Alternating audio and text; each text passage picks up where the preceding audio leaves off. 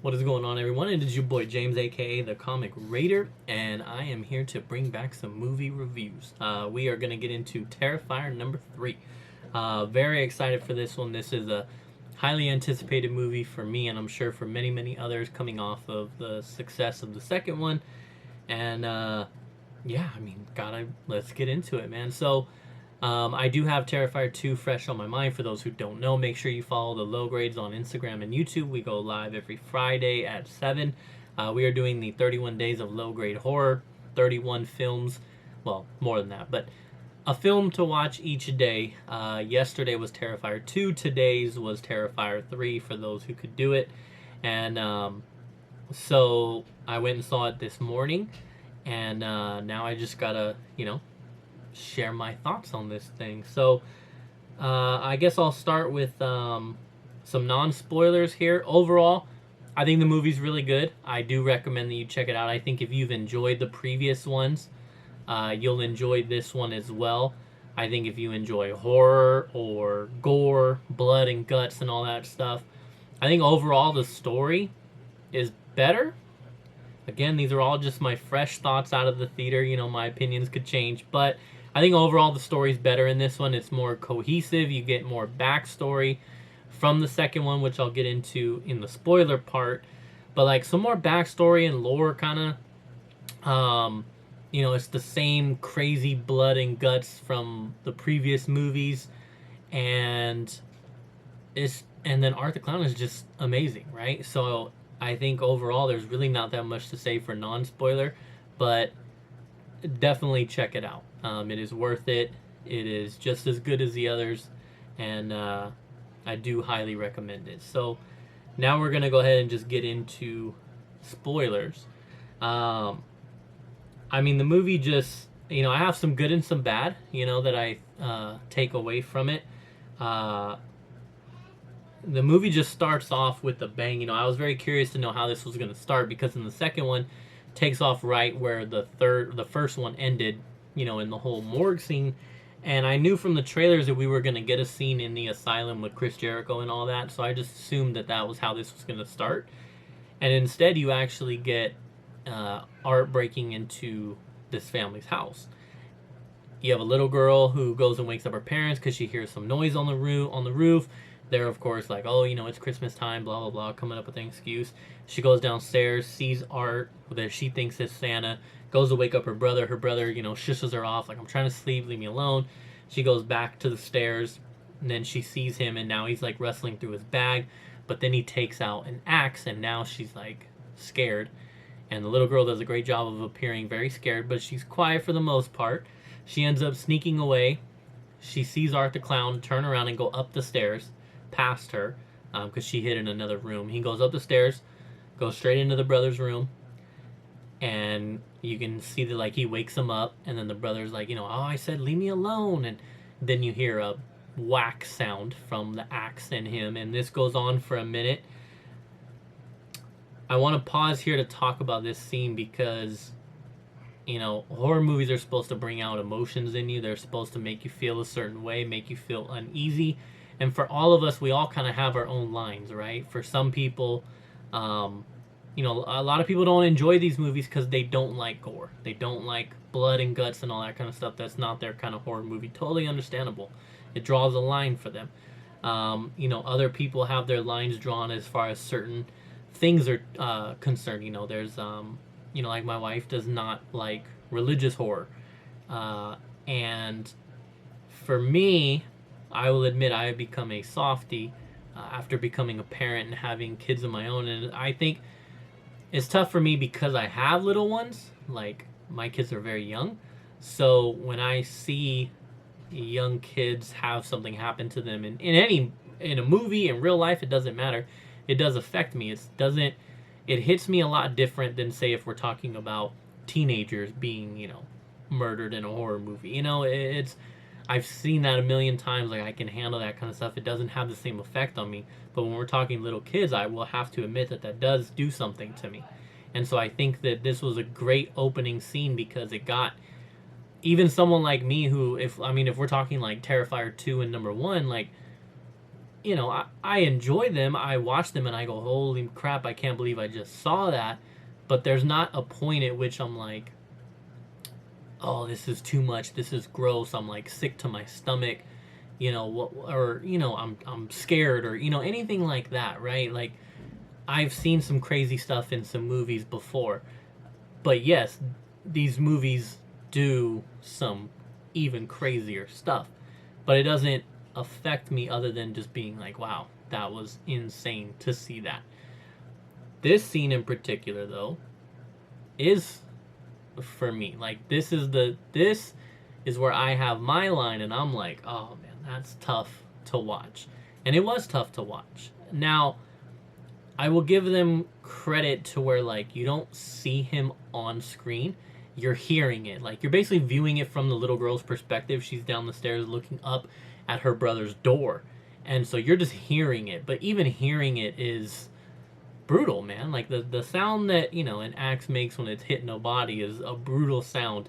And you just know what's going on in there, right? And so I will say it does get to me. And, but that's a good thing. Like, that's what these movies are supposed to do. They're supposed to bring something out of you. And so he goes immediately from there, leaves that room, walks into the parents' room, and then butchers the parents. And that was a great scene as well. And then he proceeds to... Now, I know how he butchers the dad. I mean, it's basically just chop, chop, chop in the head, in the neck. The mom... Oh, the mom runs away. That's right. The mom, like, gets hit, but then she's running away, and then she, like, basically is able to make it. Or she finds her son, first of all. Oh, my God. And then makes it downstairs, gets to the door is locked, and then he hits her in the back, and it's like that thump. And then has another good whack when he, like, throws her up against the wall and then gets her in, I think, like, the stomach area. And, he then butchers the mom. And then he becomes, the Art the Clown that's like the other side. He starts eating cookies and he's chilling. And then the Christmas music is going. And he washes his dish. And then he hears the little girl under the cupboard. And then he opens the cupboard, sees the little girl. He, waves at her. And then it ends. Like, you're unsure of what happens, right? Is the little girl, did she get butchered? I don't know. But... you're led to believe that, yeah, probably. But, yeah, I mean, it's a great opening scene. Like I said, it gets to me for my own reasons, but I enjoy that. Like, it takes a lot for a movie to get me there. And, it was good. It was really good. And so then it goes to... I think then it goes to the asylum. Or it goes to Sienna being picked up. I don't know. But either way, we'll go ahead and just say Sienna gets picked up from a psych ward from her uncle. And then the uncle takes them back to their house. And now she's going to stay with them. She's got a little cousin who is a younger cousin who idolizes her and misses her and is, like, very attached to her. And so you're learning this family dynamic. I do believe that it is her aunt who's the sister of the mom from the second movie, and the little brother's off in college, and so that's kind of the backstory with where they're both at in the short run. We get to the asylum now, and Chris Jericho wakes up from hearing the scream of his partner. He goes into the room, and it's the girl, I think, Vicky. Yeah, Vicky is the girl from the first one who's, like, totally disfigured now. She birthed the head of Art the Clown at the end of the second one. So they're both eating and attacking the other lady who works there. Art is, like, just a head with, like, a not even fully formed, like, spinal cord hanging. And he's, like, eating and gnawing on her face, like, just his head. And then Vicky is, like, eating another piece, like his intestines, or I don't know. She was eating something. And then they freak out, and then they attack him. Vicky attacks him, and then also... and then we also got a scene with where Art the Clown's body was from the second one, the end of the second one, with him decapitated. His body then wakes up and attacks a cop, and then his body is just walking around, and then finds Chris Jericho. So now that's like how the body and the head become attached again. Insane.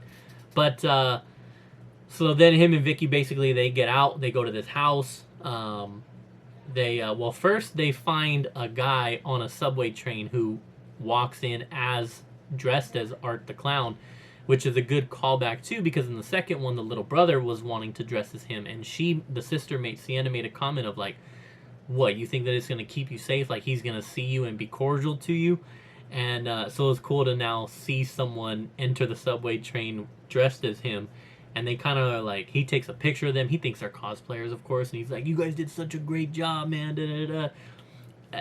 Again, this is okay. I was trying to think of all the kills that happen off screen, which I'm gonna complain about later, but this is a kill that happens off screen, because all you see is in the next scene he just has a clean, Art the Clown now has a clean costume, which is what he murdered and took from that guy. So that's an off screen kill.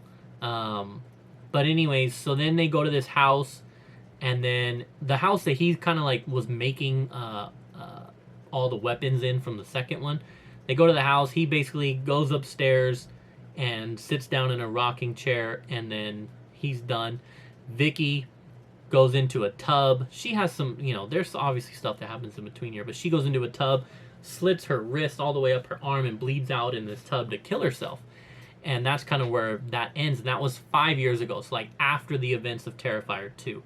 Now here we are 5 years later.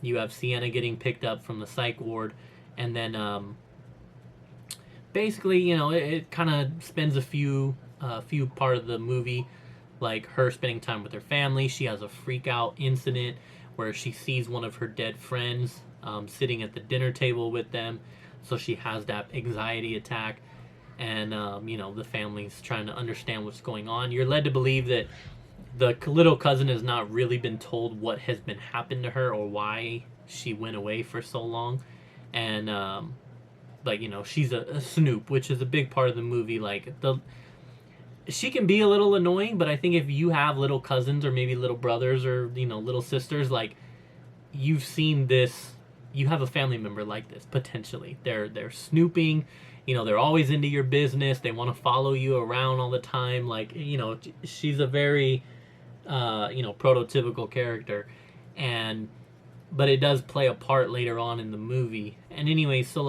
Sienna's dealing with her stuff. Art the Clown and Vicky are basically, like I said, they've been chilling for 5 years until these guys go to the house because they're going to demolish it. They end up finding the two of them separately. Art the Clown has a good murder scene with the guy that finds him.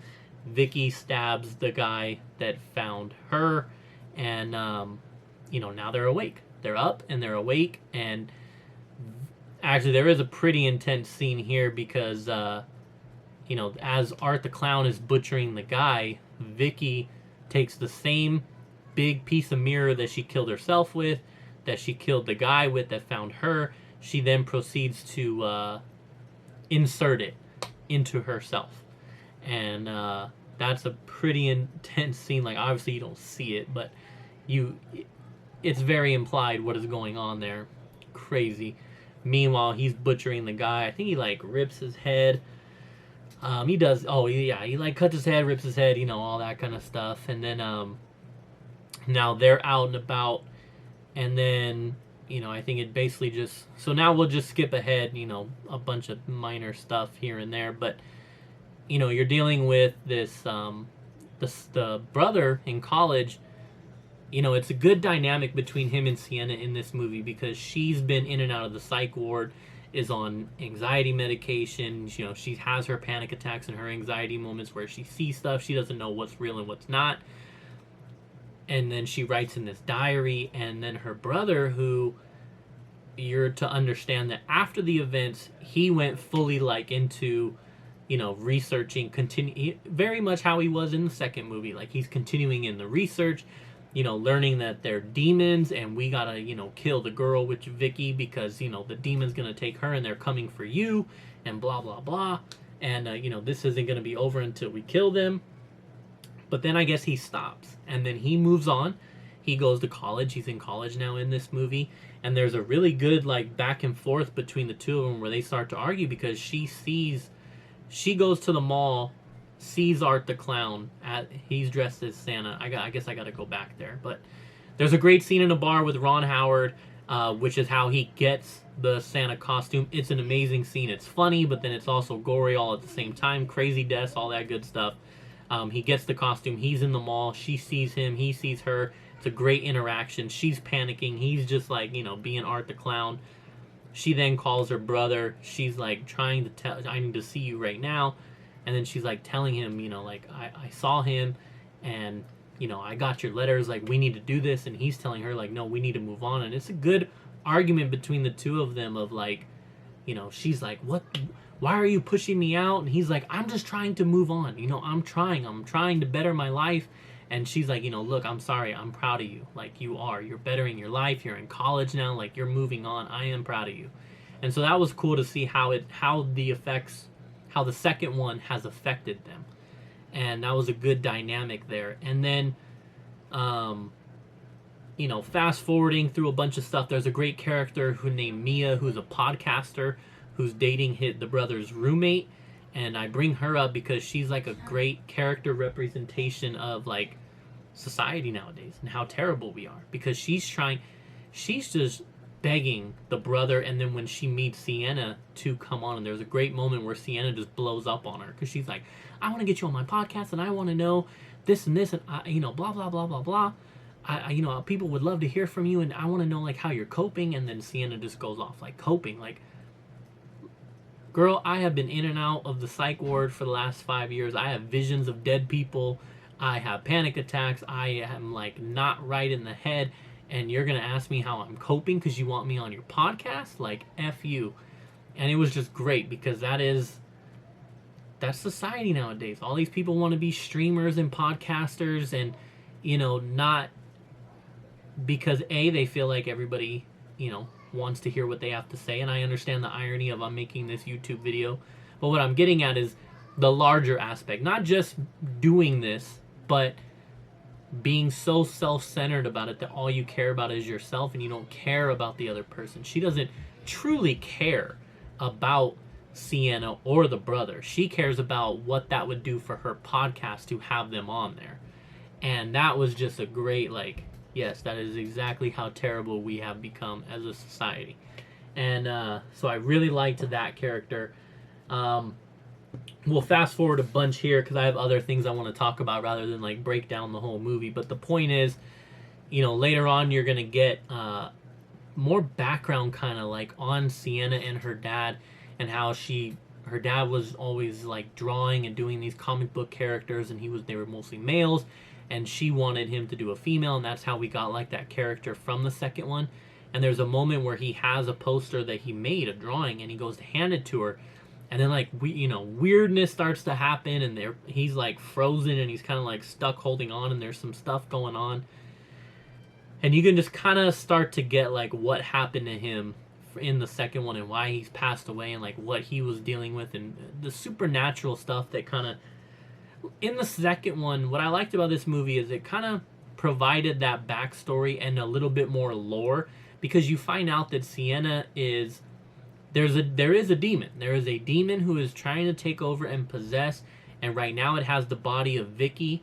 And Art the Clown is kind of like he's a part of this, but he's almost like the herald. Like he's like the one who comes out and is doing all the killing and the murdering and all that kind of stuff. But the demon itself has taken over Vicky, and it ultimately wants Sienna, and Sienna is important. And the reason why Sienna was able to do all that crazy stuff in the second one is because, yin and yang. Like, there is a demon, but she is the opposite force. She is the one who can stop them, her and that sword.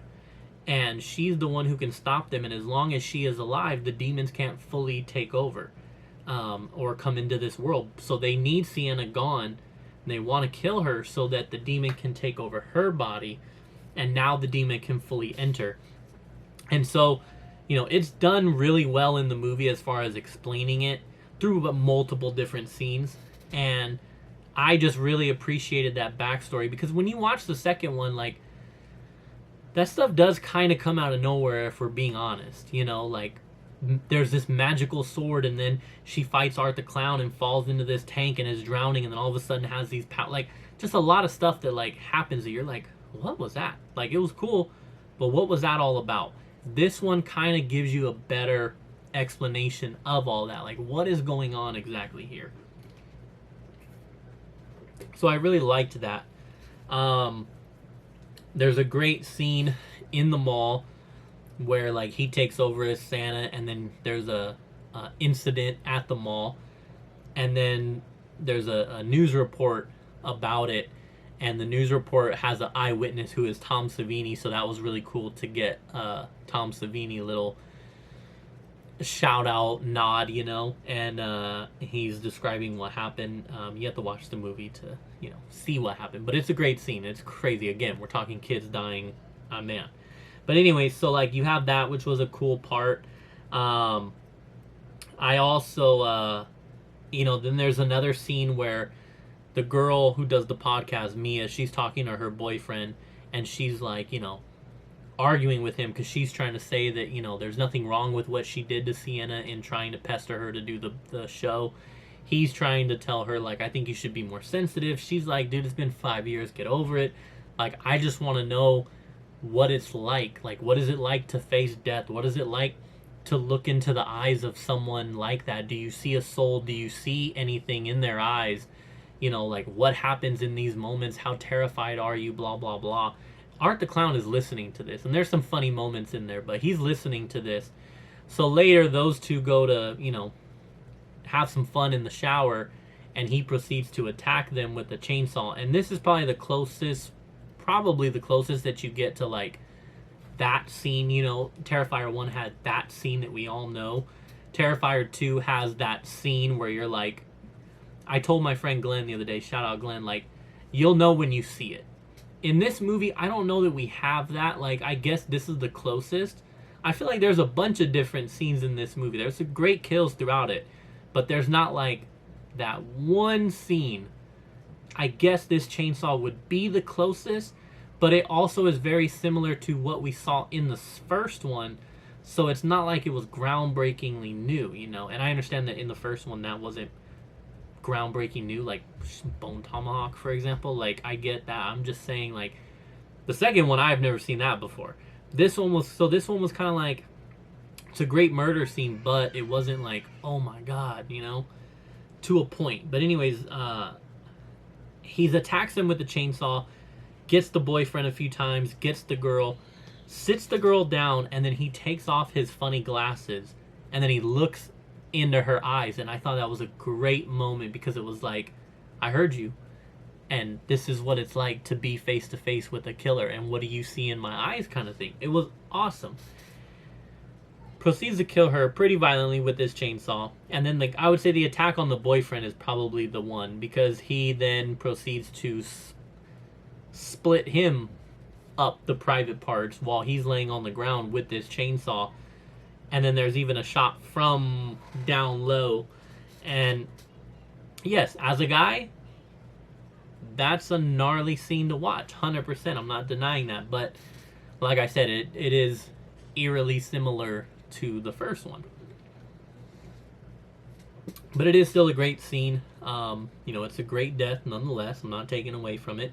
I think that, you know, so that was a good kill. I also think the kill on the oh, I do want to say, because I was talking about the dorm and all that kind of stuff. In the dorm, there's a poster of Dream Kid, and I just want to touch on this really quickly, because Dream Kid I have been following on Instagram and on Spotify for a long time now. I love their music, that synthwave type. And so when I saw Terrifier 2 and it was the same type of music, I was like, I love this soundtrack. So here we are in number 3. There's a poster of Dream Kid in the dorm room, and then Dream Kid's song Chrissy is the end credits. And I just thought that was so cool to have this mash, for me, as a fan of both separately, to see them kind of come together I just thought that that was awesome. So shout out to Dream Kid. That's amazing that you were featured in this movie in that sense. That's got to be a great feeling. Also, I wrote in here Ron Howard because Ron Howard is in this bar scene when he got the Santa thing. That was pretty cool. I think that, I mean, basically, if we're gonna skip to, I kind of covered most of what I wanted to cover. I would then just skip to the end as far as, I'm gonna complain here for a second because the final battle taking place inside the aunt and uncle's home, I like part of it. As soon as they brought out the rats and the torch, I already knew what was happening because I know I always bring this series up, but Fast and Furious. You got the scene in the second one, Too Fast, Too Furious, when they take the rat, put it on the dude's belly, and then they put the bowl over it, and then they warm up the bowl because he's trying to tell him, like, rats will dig their way through anything if you freak them out or get them warm. So as soon as I saw that, I already knew where we were going with this. But to see them smash the tube down the ant's throat was insane. That was crazy. Then put the rat in, heat it up so the rat now goes into her throat. That was a great scene, don't get me wrong. This is now towards the end, but like that's a hell of a scene. I will not take that from this. Like, that was unique in its own sense. So that one was a good one. What I don't like about this movie is you have the scene where the uncle leaves to go pick up the brother from his dorm, and then they have the phone call, and that's how you know that like something's wrong. But to just skip to being in the house and the uncle's pinned up on the wall, and then you have this whole skull scene, which was great to make the mom think that it was the daughter until she dies, but then afterwards you reveal that it's the brother to Sienna. How do you kill the brother off scene? First of all, how do you kill both of them off scene? The uncle. Why are we getting kills from other random people, but the ones that would have had the emotional impact on us as watchers would have been the family being murdered? So to see the family two of them get murdered off screen, in particular the brother, let's be real now, if you were going to kill the brother, how the hell does that happen off screen? Now, unless that is also false and they lied to them twice and the brother is alive and we're going to see something happen in the next one, okay. But I think that's just a huge missed opportunity to have killed the brother off screen. I don't understand why we're introducing like off-screen kills in the first place. Like, we want to see Art the Clown do some stuff. Like, that's what we're here for. And to just have that happen off-screen, such a big character like that, I just don't understand that part. Now, again, maybe there's something I missed, or maybe we are setting something up for the next one, but I just don't understand how that happens. How does that happen? Why does that happen? I don't like that. I think that is, again, a huge missed opportunity that would have had a real emotional reaction to the viewers. So I'm not really, I don't know about that. In the end, yes, the fight is amazing with Sienna and Art the Clown and Vicky, and that whole ending scene is great. You'll just have to watch. I'm not going to go over it all, but it's an amazing scene. The setup, the explaining, the fighting itself, the brutality of it, everything was great. I also like how, technically speaking, in the end, Sienna lost. She lost her brother, she lost her family. The only thing she has left is her niece, or her cousin, who fell through the hole, and she lost the sword trying to save her. So she's lost everything. She lost Art the Clown, he's gone. Like, she lost, and I think that was great. That was great because anytime like there's not that happy ending, I think that's a good move. Like, it's something different that we don't normally see. She had the happy ending in the second one, so to take that away from her in this one where she's lost everything is a big deal, and I will credit them for that. I think that was a great move. And obviously that sets up the fourth one, and I'm very, very excited to see what happens with the fourth one. One of the last points I want to make is I watched the special scenes footage after I watched the second one last night. I then watched like the special features, and one of the guys that I saw during the special features was one of the guys who's in charge of the special effects, Phil Falcone, who plays the bus driver at the end of the movie. And it was funny because he has a line talking about like, oh, I don't like blood and gore, yet that was his entire job in the second one, was doing all that. And so that, I just thought that was cool. I wouldn't have caught that unless I just watched that last night. But that was a cool little thing. I'm going to wrap this up here. The point is, I do love the movie. I do have my little issue with off-screen kills, and especially the brother. Again, huge missed opportunity. I would like to see something different with that. But overall, the movie is great. Go watch Terrifier 3. Highly, highly recommend it.